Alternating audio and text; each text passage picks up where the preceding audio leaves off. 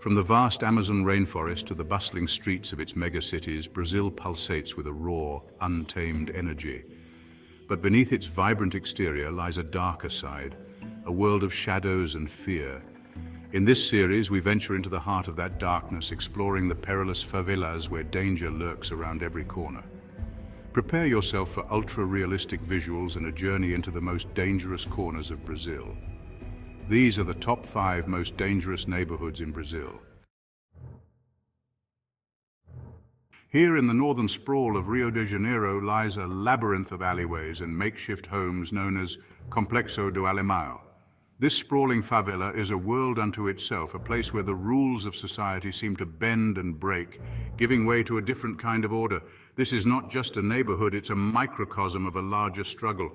A battleground where the lines between right and wrong blur into shades of grey.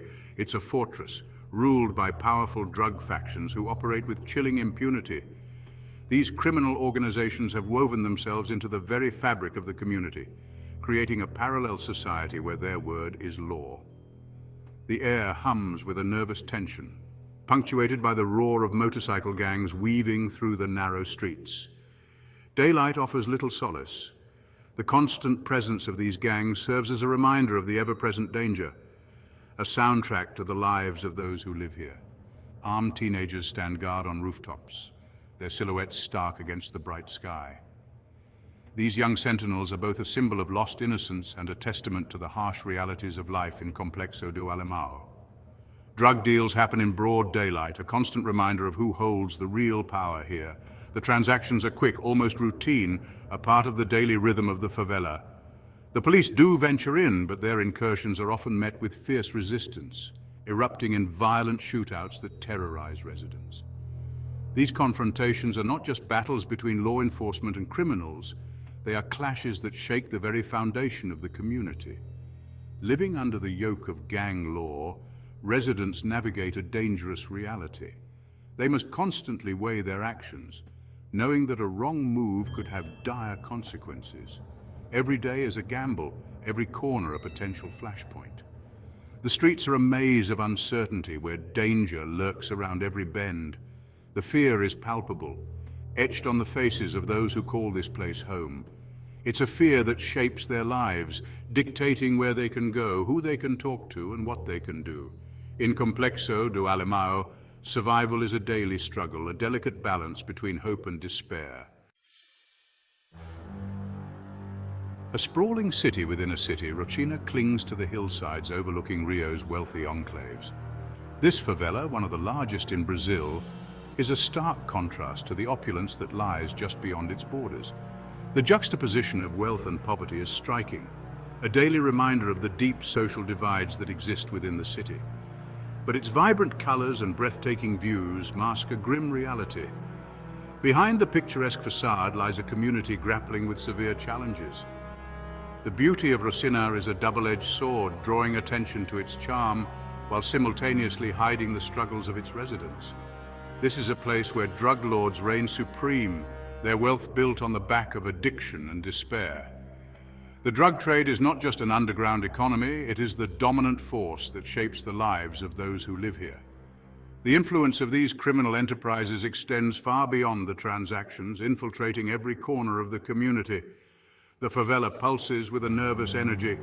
The streets are always busy, filled with people trying to go about their daily lives amidst the chaos. There is a palpable tension in the air, a sense that danger could erupt at any moment. This constant state of alertness takes a toll on the mental and emotional well-being of the residents. The constant threat of violence hangs heavy in the air, a suffocating presence that permeates every aspect of life. It is not just the physical danger that is concerning, but the psychological impact of living in such an environment. The fear of violence affects how people interact with each other, how they move through their community, and how they plan for their future. Children grow up accustomed to the sound of gunfire, their childhood stolen by the ever-present danger. For many, the idea of a carefree childhood is a distant dream. Instead, they learn to navigate a world where safety is never guaranteed, and innocence is a luxury they cannot afford. The drug trade is the lifeblood of Rocinha, fueling a relentless cycle of violence. It is a vicious circle where poverty drives people into the drug trade and the drug trade perpetuates the poverty. Breaking this cycle seems almost impossible as the economic opportunities outside of the drug trade are limited. Rival gangs clash in bloody turf wars, their bullets claiming innocent lives caught in the crossfire. These conflicts are not just about territory, they are about power and control. The collateral damage is immense, with families losing loved ones and communities being torn apart. The police seem powerless to stop the carnage, their presence only a temporary reprieve from the chaos.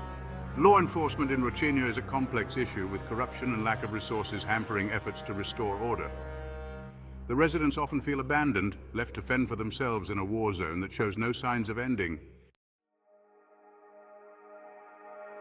Villa Kennedy, once a beacon of hope for a brighter future, now stands as a stark reminder of broken promises. The streets that were once filled with the laughter of children and the bustling energy of community life are now eerily silent, save for the occasional sound of gunfire echoing through the alleys. Named after a US president, this neighborhood has descended into a battleground where residents are trapped in a deadly game of cat and mouse. The bullet-riddled cars and shattered windows tell a story of a community under siege where every day is a struggle for survival. The enemy here is invisible, a constant threat that lurks in the shadows. It's not just the gangs that pose a danger, but the pervasive sense of fear that grips the hearts of the residents. They live with the knowledge that danger could strike at any moment from any direction. Stray bullets have become a grim reality of daily life, claiming the lives of innocent bystanders with terrifying randomness. Children playing in their yards, elders sitting on their porches, and workers returning home are all potential victims of this indiscriminate violence. Families live in fear, their homes transformed into makeshift bunkers. Windows are boarded up and furniture is rearranged to create safe spaces away from potential gunfire. The sense of security that a home should provide is replaced by a constant state of alertness and anxiety. Police raids are frequent, but they offer little more than a temporary disruption to the entrenched criminal networks.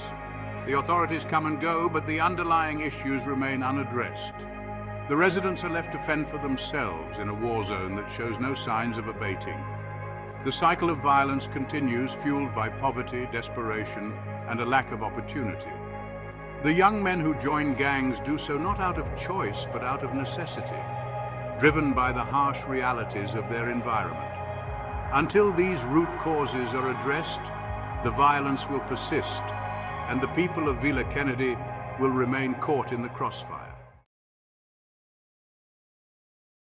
Cidade de Deus, immortalized in film, bears the weight of its cinematic counterpart. But the reality is far more brutal, far more unforgiving than any fictional portrayal. The violence here is not a spectacle. It's a lived experience that has left an indelible scar on the community. The streets are a battleground where rival gangs wage war for control of the drug trade. Children grow up desensitized to violence, witnessing horrors no child should ever see. The cycle of poverty and crime continues, a vicious spiral with no end in sight.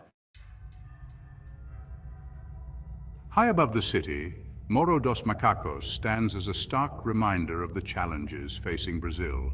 This is a place where the rule of law is fragile at best, where rival gangs clash in a bloody struggle for dominance.